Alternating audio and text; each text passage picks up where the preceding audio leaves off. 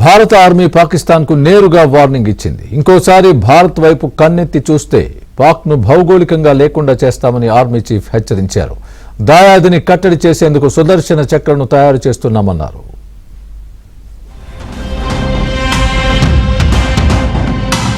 ఉగ్రవాదాన్ని పెంచి పోషిస్తున్న పాకిస్తాన్ కు భారత్ మరోసారి గట్టి వార్నింగ్ ఇచ్చింది.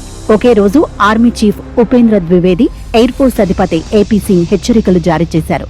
ఆపరేషన్ సింధూర్ సమయంలో భారత్ సత్తా ఏంటో చూపించామని, భవిష్యత్తులో పాకిస్తాన్ తోక జాడిస్తే పరిణామాలు తీవ్రంగా ఉంటాయంటూ ఘాటు వ్యాఖ్యలు చేశారు. రాజస్థాన్లో అనూప్గఢ్లోని ఆర్మీ పోస్టును సందర్శించి ఆర్మీ చీఫ్ ఉపేంద్ర ద్వివేది భద్రతా బలగాలతో సమావేశం నిర్వహించారు.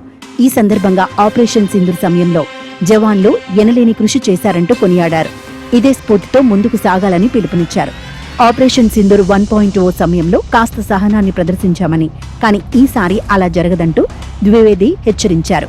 పాక్ మళ్లీ రెచ్చగొడితే సింధూర్ 2.0తో దెబ్బతినాల్సిందేనన్నారు. ప్రపంచ పటంలో ఉండాలనుకుంటే పాక్ ఉగ్రవాదాన్ని ఆపాలని, లేదంటే చరిత్ర నుంచి తుడిచిపెట్టుకుపోవాల్సిందేనంటూ ద్వివేది కీలక వ్యాఖ్యలు చేశారు. भारत देश पूरी तैयारी के साथ है और इस बार वो संयम नहीं रखेगा जो सिंदूर 1.0 में हमने संयम रखा.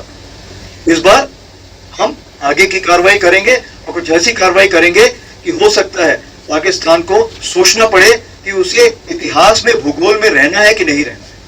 अगर उसे भूगोल में अपनी जगह बनानी है तो उसके लिए उसे जो स्टेट स्पॉन्सर्ड टेररिज्म जिसको हम बोलते हैं, यानी कि उसका देश जो टेररिज्म को स्पॉन्सर कर रहा है उसे रोकना पड़ेगा. ఆపరేషన్ సింధూర్ సమయంలో ఐఏఎఫ్ సత్తా ఏంటో ప్రపంచం చూసిందని ఏపీ సింగ్ తెలిపారు. భవిష్యత్ సవాళ్లను అధిగమించేందుకు రక్షణ రంగంలో స్వాలంబన కోసం సుదర్శన చక్రను తయారు చేస్తున్నట్లు తెలిపారు. 2035 నాటికి కొత్త భద్రతా వ్యవస్థ పనిచేయడం ప్రారంభించేలా చర్యలు తీసుకుంటామన్నారు. సింధూర్ సమయంలో త్రివిధ దళాల సమన్వయంతో పాక్కు చెందిన F-16, JF-17 యుద్ధ విమానాలు కూల్చేశామన్నారు.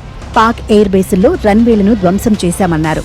భవిష్యత్తులో కయ్యానికి కాలు దువ్వితే భారత సైన్యం చేతిలో చావు దెబ్బ తప్పదంటూ ఏపీ సింగ్ హెచ్చరించారు. Other than Sindoor, other than operations, what is concerned is, of course, we have been consistently demonstrating our commitment towards humanitarian aid in disaster relief operations or any time aid to civil authorities that is required. इस साल बहुत सारे ऐसे occasion है जब भारतीय वायुसेना को ये काम करना पड़ा. काफ़ी प्रशंसा हुई है.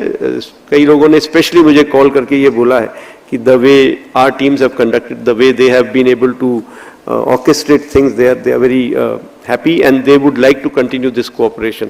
ఇక ఆదివారం నాడు గుజరాత్లో జరిగిన ఆయుధ పూజ కార్యక్రమంలో సైతం రక్షణ మంత్రి రాజ్నాథ్ సింగ్ పాకిస్తాన్కు వార్నింగ్ ఇచ్చారు.